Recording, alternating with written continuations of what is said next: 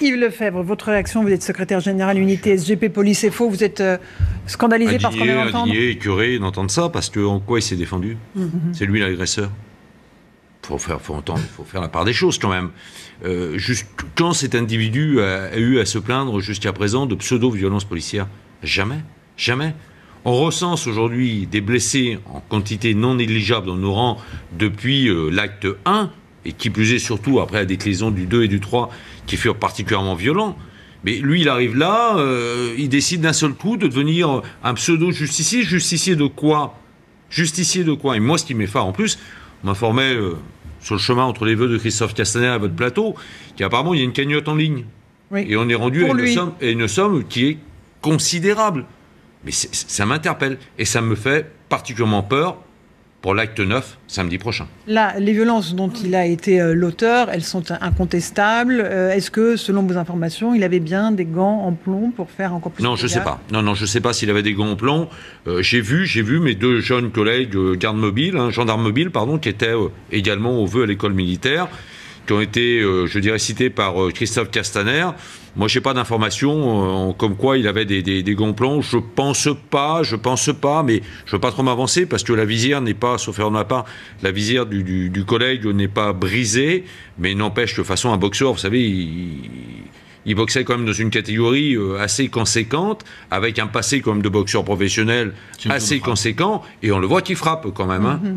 Et franchement, la tête... Et surtout, on voit le policier qui, lui, est en défense et jamais en attaque. Jamais. Derrière son... Jamais. Je ne sais pas comment vous dire. Un bouclier impliqué. Il est derrière son bouclier, il recule, il évite les coups autant qu'il le peut, il recule. Il recule, il est sur le reculoir. Il y a une justice équitable entre les deux personnes. Est-ce que vous pensez que l'enquête nous dira si c'est vrai ou si c'est ce qui a été déclaré? Parlez de Toulon, monsieur Lefebvre. De Toulon, tout à fait. Ces images-là, où on voit effectivement ce policier sans casque, s'en prendre à une personne qui avait... Un commandant divisionnaire. Un commandant qui avait une arme qui était... Alors, manifestement, selon les éléments de ma possession, et d'après ce qui a été écrit sur les procès-verbaux d'interpellation des faits, l'individu, qui j'ose espérer, n'avait pas l'amalgamer avec les gilets jaunes pacifistes. Tient un tesson de bouteille à la main. Cet individu, il connaît pour des temps un multirécidiviste, aurait même une affaire de viol.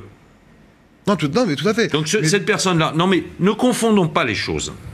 Il y a une enquête ouverte de l'inspection générale de la police nationale sur saisine du préfet qui rendra ses conclusions.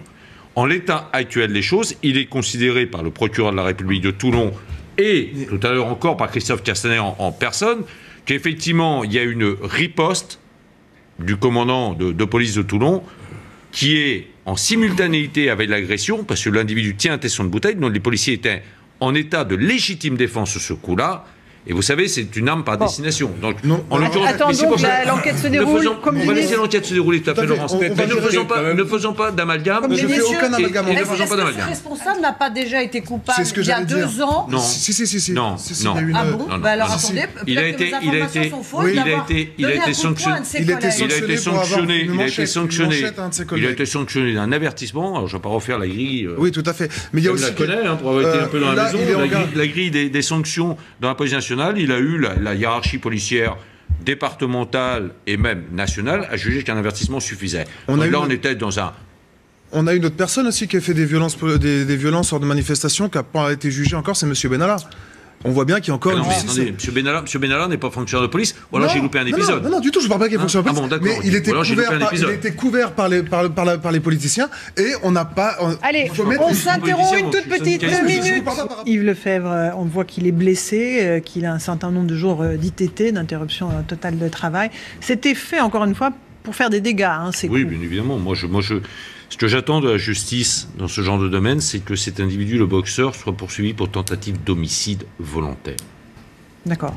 On n'est plus là, on n'est plus dans le cadre de violence volontaire, avec une peine de prison maximale de 5 ans. Il faut qu'on marque les esprits. J'attends avec pas trop d'impatience, mais j'attends quand même avec un peu d'intérêt les annonces d'Édouard Philippe ce soir. Aujourd'hui, il faut que nous ayons une réponse pénale à la hauteur des faits commis. Si nous ne l'avons pas, eh bien, ça continuera malheureusement et on finira, sincèrement, je le crains, par un mort d'un côté comme de l'autre, en dehors bien évidemment des morts accidentelles que nous ayons connues malheureusement jusqu'à présent. Mais dans le cadre du rétablissement de l'ordre public, on va finir par avoir un ou des morts si on continue comme nous sommes partis. Tentative d'homicide volontaire, c'est-à-dire c'est passible de combien d'années? Ce sont les assises, tout simplement, ce sont les assises, donc c'est qualifié en crime et avec bien évidemment une peine largement au-dessus. Mais là, c'est pour ça qu'on a la réponse pénale, on a l'outil pénal, on a l'arsenal pénal. Il faut aujourd'hui aussi que les magistrats du siège prennent leurs responsabilités en la matière, ça ne se traduise pas encore par une peine symbolique et ça n'incite pas les gens. Pourquoi je vais faire un comparatif peut-être un tant soit peu populiste. On réduit le nombre de morts sur les routes tout simplement pourquoi? Parce qu'il y a la peur du procès verbal pour excès de vitesse. Aujourd'hui, on ne fait qu'accentuer les violences commises contre les forces de l'ordre parce qu'il n'y a pas la peur de la réponse pénale. Un sentiment d'impunité, selon Oui, vous. un sentiment d'impunité, bien évidemment, alimenté au demeurant par certains politiques de l'opposition, mais également de la majorité. Parce que le porte-parole, M. Griveaux, ses propos qu'il tient vendredi sont irresponsables. Comme au même titre... Quand il dit quoi? Quand il dit vendredi qu'on a affaire à des gens qui veulent l'insurrection... Non, il fait un amalgame dans ce qu'il dit là, à travers ses propos. Et ça ne fait qu'à dire, c'est facile, quand on est dans son ministère, qu'on se fait exfiltrer, qu'on la porte claque, il a eu peur, et que derrière, il a peut-être eu peur, mais il a sans doute eu beaucoup moins peur que mon collègue gendarme mobile qui a failli voir la mort, ou du moins qui l'a vu de trop près samedi après-midi. C'est là toute la différence. Il faut les politiques. Quand j'entends Mélenchon qui dit c'était un corps à corps, depuis lors, je l'ai traité de criminel, sur notre antenne que la vôtre. Depuis lors, c'est moi qui le traite lui-même de criminel. Vous réitérez? Je réitère. Ses propos vous, sont Jean-Luc criminels. Mélenchon est criminel? Pour moi, dans ses propos, il incite à des actes criminels. Donc dire ça, pour moi, c'est criminel. C'est irresponsable et à la fois criminel. Vous allez porter plainte contre lui? Je vais porter plainte certainement contre lui à travers ses écrits sur Twitter à mon encontre depuis hier au soir. Je voulais rebondir aussi. Non, mais bien évidemment, M. Pellegrini a 1000 fois raison. Son expérience, bien évidemment, on atteste. Mais c'est pour ça que je me rappelle être venu sur un de vos plateaux, au début, et je disais, à l'époque, je le redis aujourd'hui, il fallait, d'entrée de jeu, avoir un message clair à destination des manifestants. Quand on charge, on charge. C'est bien pour ça qu'il y a des sommations. Sommations verbales ou des fusées d'envoyer. Et on charge. Et là, on ne fait pas de distinguo. Parce qu'en face, on ne sait pas. Imaginez-vous, on travaille en unité constituée par rapport à ça. Et en face de nous, il faut rétablir l'ordre public. Ah, c'est vrai, il y a parfois, c'est vrai, des passants, des dégâts collatéraux. Mais à partir du moment où, si la préfecture de police d'entrée de jeu avait annoncé la couleur, j'ai considéré qu'à l'époque, la préfecture de police avait péché. Ces principaux incidents étaient à l'époque sur Paris. Mais aujourd'hui, quand même, les gens savent, quand ils vont dans une manifestation, savent qu'à un moment donné, à un instant T, la police ou la gendarmerie va charger. Il ne faut pas rester devant. Si vous restez devant, mais ça devient du sadomasochisme. Alors, votre réponse? Soyons clairs. Moi là, ce que je voulais vous dire, c'est par rapport aux images, je vous l'ai dit tout à l'heure, mais qu'on a revues sur tous les médias avec ce policier qui sortait son arme. Les manifestants étaient calmes, ils circulaient sur les Champs-Élysées. Comment? Mais vous plaisantez. Mais bien sûr que le policier se fait balancer de sa moto. Mais monsieur, il y a plusieurs vous avez eu affaire jours, ce jour-là, monsieur, vous avez eu affaire à des flics remarquables. Non, mais attendez, je peux vous assurer que il y a 3 semaines. sans flics, monsieur, c'était l'avant-veille de Noël, je crois, le 22 décembre. C'est pas les images qu'on voit là actuellement. Monsieur, beaucoup de policiers, et même peut-être moi le premier, monsieur, au bout de 37 ans bientôt de police, j'aurais peut-être ouvert le feu. Je vous le dis, monsieur. Parce que vous imaginez quand même que là, ils voient une horde de fous furieux arriver en face d'eux, monsieur. Non, mais soyons clairs, monsieur. Vous parlez bien de la même chose. On parle de la même chose. Les 3 motards des compagnies de sécurisation et d'intervention. Attendez, monsieur. Venez, monsieur. Venez vivre notre vie un peu un seul instant. Venez la vivre. Vous allez voir ce que c'est, monsieur. Moi, je vous parle de cette vidéo qui a fait le tour des réseaux, qui a fait le tour des médias. On ne voit pas les 20 secondes juste avant. Bien sûr que ça, je n'approuve pas de s'en être pris à ces policiers ce jour-là. Mais ce que je n'approuve pas non plus, c'est de voir des manifestants paisibles marcher sur les Champs-Élysées, se prendre des gazeuses. Je voulais rebondir aussi sur ce que vous disiez tout à l'heure, où la personne, le gendarme qui boxait ce gilet jaune était en légitime défense. On n'est pas en légitime, pour moi, on n'est pas en légitime défense quand on a un agresseur face à un mur, 20 policiers autour. Il y a 20 policiers sur l'image à côté, monsieur. Alors vous parlez de Toulon, monsieur. Oui. Alors le gilet jaune, il n'en portait pas en l'occurrence. Alors même s'il n'en porte pas. Solennellement, monsieur. J'ai été le seul syndicaliste à apporter mon soutien pour l'acte 1 en disant 0 PV ce jour-là, parce que les manifestations, et Karim le disait, les revendications sont légitimes. Et celles encore aujourd'hui, du moins celles que j'arrive à comprendre, hein, sont légitimes. Maintenant, monsieur, moi je me suis mis dans la tête d'un gilet jaune. Oui. Je le suis peut-être encore un peu chez les pacifistes, et je me répète, parce que je comprends de certaines revendications. Si on veut parler des retraites, entre autres, on va trouver un point commun là-dessus de discussion. Oui, j'en doute pas de maintenant, monsieur, je vous invite à ne plus être gilet jaune et devenir bleu marine. Venez vivre notre vie de flic un seul instant. Non, mais je veux pas venez voir, monsieur. Mais alors, ne critiquez pas, monsieur. Ne prétendez pas que mon collègue, quand il sort son arme, je me répète, monsieur, beaucoup de flics, peut-être moi le premier. Non mais j'aurais pas visé, j'aurais au moins tiré en l'air pour les faire reculer. Monsieur, et je pense que monsieur Pellegrini me rejoint avec toute son expérience là-dessus. Là, depuis c'est sérieux, si vous me permettez. Alors, oui, allez-y. Très vite. Je vous parle des images avec l'individu dos au mur qui est, selon les écrits, selon les déclarations... encore ces procès-verbaux? Non mais attendez, monsieur, à ce moment-là, je veux bien que vous vouliez révoquer tous les politiques tous les 3 jours. 3000 sanctions. Excusez-moi du peu, monsieur. Je vous souhaite, si vous y arrivez un jour, je vous souhaite bon courage, notamment en matière de gestion, parce que ce système de révocation de chef de la police, de préfet, d'élus... Attendez, monsieur, laissez-moi finir. Monsieur, ça me fait penser un peu. Et c'est un syndicaliste qui vous le dit, monsieur, particulièrement ancré, laissez-moi finir, ancré à défendre les ouvriers de la police nationale.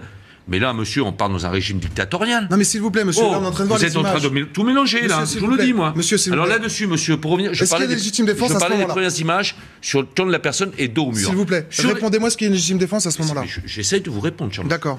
Au départ, l'individu dos au mur. Oui. Il a, nous dit-on, un tesson de bouteille. L'enquête le dira, oui ou non. Ensuite, il y a la deuxième interpellation avec les coups portés sur le capot de la voiture où on est là face à une rébellion. Pour le moment, monsieur, j'étais très clair. Il y a une enquête. Regardez l'image. Monsieur, mais je regarde l'image. Je ne regarde pas, je la regarde là. Monsieur, l'enquête, et Karim l'a fort bien dit, l'enquête déterminera si effectivement il y a eu des violences démesurées par un agent des forces de l'ordre. Yves Lefebvre, sur la réponse sécuritaire que va apporter le gouvernement, est-ce qu'il faut un fichier? Alors vous demandez un fichier des personnes Nous on ne demande pas directement violentes. C'est mon organisation syndicale qui le demande, mais je ne balaye pas ça d'un revers de main. Mais avant que nous puissions ficher des gens considérés comme ou ayant été violents, parce que bien évidemment il faudrait d'abord les interpeller, il faudrait d'abord qu'il y ait commission de violence, interpellation, condamnation. Donc ça va demander énormément de temps en la matière. Donc ça ne sert à rien. De prime abord, je vais vous dire, c'est pas une réponse, c'est une réponse dans le temps. Là, on va être quelque part, on va faire un effet d'annonce. J'ai entendu cet après-midi, parce que vous parliez des vœux de Christophe Castaner où j'étais, j'ai entendu qu'on va mettre plus de lanceurs d'eau. Oui, c'est bien, on peut en acheter 10 000 lanceurs d'eau. Mais dans chaque lanceur d'eau, il faut des fonctionnaires. On n'en a pas assez. Bon. Là encore. Non, moi, est-ce qu'il faut l'état d'urgence ou pas, Yves Lefebvre? Non. Est-ce que ça servirait à quelque chose ou pas? Rien. L'état d'urgence ne changera strictement rien. J'ai déjà eu l'occasion de m'exprimer là-dessus. La loi de octobre 2017, je crois, de mémoire, fin octobre 2017, prévoit déjà des mesures qui sont notamment celles pour des fichiers S, d'être assignés à domicile avec des contrôles, en l'occurrence des pointages, on dit communément et un peu vulgairement, dans des commissariats ou dans des gendarmeries. Mais aujourd'hui, moi je rejoins en partie les propos de monsieur. Il faut que tout le monde appelle au calme. Oui, il faut un calme aujourd'hui. Les forces de l'ordre, j'ai eu de cesse, moi j'étais souvent à l'époque, j'ai dit à Emmanuel Macron, apporter une réponse à ces revendications légitimes, parce que nous, flicards, nous sommes entre le marteau et l'enclume. Par contre, monsieur, je ne suis pas d'accord du tout avec vous, et sans vouloir faire le procès de Jean-Luc Mélenchon, hein, train de moi s'en fout. Je vous en prie, monsieur. Non, mais c'est simplement quand Jean-Luc Mélenchon, vous dénoncez vous-même les images de violence.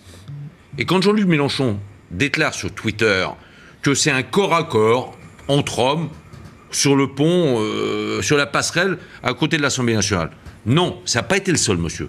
Mais là, pour le regretter, monsieur, vous avez... Excusez-moi. Mais... Ah non, mais je n'ai pas vraiment compris, monsieur. Ah bah, excusez-moi, quand les gens se tapent les uns les autres, si, ça ressemble à un corps à corps, mais je ne dis pas que les policiers en sont responsables. Non, mais monsieur... Non, mais dans les propos, je vous invite à le relire. Peut-être que vous n'avez pas eu l'occasion de le relire, ou de le lire, simplement le tweet de Jean-Luc Mélenchon. D'ailleurs, il a été relayé par un autre individu. C'est Jean-Marie Le Pen qui a dit à peu près la même chose ce matin. J'étais sur ce même plateau ce matin chez Pascal Praud, on m'a lu en direct le tweet de Jean-Marie Le Pen. Mais vous voyez le problème, monsieur. Non, je m'imagine que vous ne lisez pas les tweets de Jean-Marie Le Pen. Mais moi, on me l'a fait lire, je vous rassure aussi.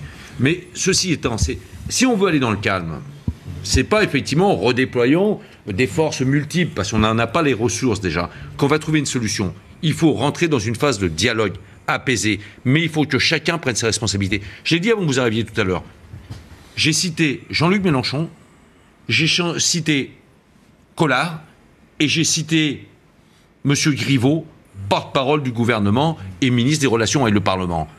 Ces trois-là ont stigmatisé. Entre autres, il y a eu aussi M. Morin, il y a aussi cet après-midi un adjoint au maire de Mantes-la-Jolie. Le défi de trouver un propos de Jean-Luc Mélenchon qui avait quand même. Mais au défi d'en trouver un. Mais monsieur, allons. Bah, alors, il me répond directement sur Jean-Luc Mélenchon n'est pas là, avançons un peu, il y a d'autres sujets importants à aborder ce soir. Ce que vous disiez tout à l'heure, Yves Lefebvre, est-ce qu'il y a une possibilité que cet homme qui est aujourd'hui en garde à vue, pas le policier évidemment, le boxeur, ressorte libre du commissariat où il est interrogé? Ça va être la décision des magistrats. Il y a trois possibilités. Décision d'une comparution immédiate, donc il sera amené à comparaître devant un tribunal, donc il restera en position de garde à vue jusqu'à sa comparution, certainement demain. Deuxième possibilité, il y a un mandat de dépôt pour comparution ultérieure, pour apporter, je dirais, plus d'éléments à l'enquête. Ou troisième possibilité, il se peut que le parquet décide de sa remise en liberté avec ce qu'on appelle communément une COPJ, une convocation par officier de police judiciaire. J'ose espérer que non. J'ose espérer que non, parce que là, ça serait véritablement, je dirais, un acte de défiance vis-à-vis, bien évidemment, des forces de l'ordre que je représente, mais aussi vis-à-vis des manifestants pacifistes. Parce que là, on se permettrait tout et n'importe quoi. Alors, je crois qu'il faut peser les choses. En l'occurrence, je pense qu'on va certainement s'orienter vers une comparution immédiate, certainement. Alors, Yves Lefebvre, je ne sais plus qui veut parler, là. Non, si vous me permettez, moi, ce qui m'inquiète, dans cette manifestation, je ne prendrai pas les propos de monsieur, mais qui va gérer ça? Voilà, qui va gérer ça? Les policiers. Les mêmes, les policiers, les gendarmes. Ouais, avec boulot, malheureusement, c'est leur boulot, oui, certes. Bah oui. Mais c'est pas que leur boulot, monsieur. Bah si. Prendre des pavés sur la gueule à longueur de journée, ça, c'est... se faire matraquer, c'est pas le boulot, c'est pas l'essence même, du moins l'essence première du boulot de policier. Et de gendarme. Donc elle est malvenue, cette manif, pour vous? Bien sûr qu'elle est malvenue. Okay. Vous savez, obligatoirement, on va avoir deux blocs qui risquent de s'opposer, et au milieu, on va mettre des flics et des gendarmes. Le débat, Yves Lefebvre, dans quelques instants. Le Premier ministre va annoncer un certain nombre de mesures de sécurité. Vous lui demandez la plus grande fermeté ce soir? Je lui demande une fermeté avec discernement et intelligence, et qu'on soit dans l'action et pas dans la réaction. Voilà. Ça sert à rien de nous faire des annonces à l'emporte-pièce. Une nouvelle loi de réorientation. Une nouvelle loi d'un état d'urgence qui ne servait à rien, qu'on n'est pas capable de mettre en place. Aujourd'hui, il faut des mesures palpables. Il faut notamment, et j'en reviens aux boxeurs, une réponse pénale à la hauteur des faits. C'est tout. Là-dessus, c'est clair. Et par contre, juste un petit mot pour clôturer, si vous me permettez, le débat, à tout petit court. Je pense que là, aujourd'hui, on paye, du moins le gouvernement paye, vous l'avez dit tout à l'heure, la dévalorisation des corps intermédiaires. Moi, j'appartiens à une corporation, c'est de la police, où ça vote jusqu'à 90%, et je peux vous assurer que les syndicats sont respectés en la matière, et on sait se faire respecter.